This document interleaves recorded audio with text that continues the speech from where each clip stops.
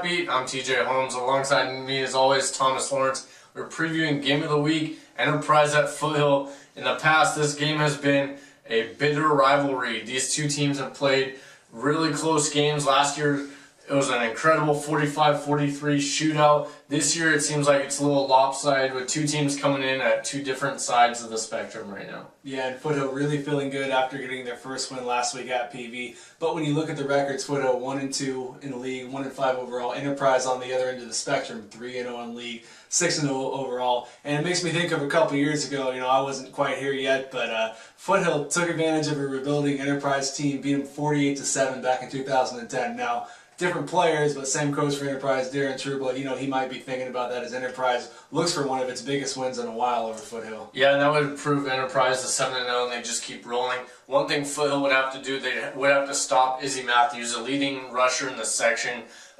This Cougar defense has struggled against the run these past few weeks, except for against PV. They've given up at least 300 yards in their last 3 losses, so it could be a long night for a Foothill defense that's facing one of the best runners in Northern California. Yeah, and Izzy and the Hornets, they like to run the ball out of that I formation. A little bit different, a little bit, I guess, more old school in some ways is the wing T. And two teams that run that, Corning and Central Valley, meet in a huge Northern Athletic League game up in Shasta Lake this week. And, another two teams just really feeling different right now. Corning, 2 upset wins, at least as far as the media poll goes, and beating Lassen and Orland in the last 2 weeks. But CV just got blasted by rival West Valley last week. And at this point, the Falcons are just fighting for a potential home playoff game. Yeah, that's really what's at stake for a lot of teams right now. West Valley has that inside track. They're hosting Wairika this week. Two teams that are 1-0 in league, 5-1, identical records, but completely different resumes. West Valley's really tested itself, wins over Turlock, Shasta.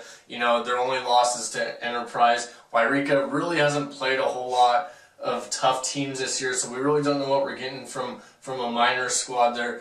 West Valley has that inside track for an NAL title now that they took care of CV.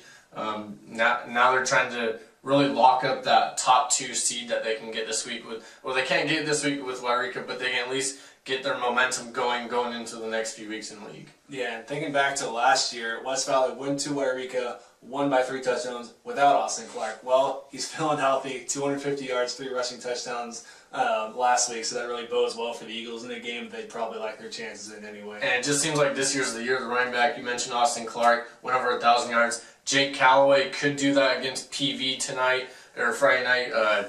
Shasta's 5-1. Their only blemish was to West Valley. PV is struggling. They just gave Foothill their first win in a close game, and now Shasta goes on the road for the 2nd straight week. They beat Lassen last week. They're really getting going. Jake Calloway, at least 100 yards rushing in every one of those games so far for Shasta.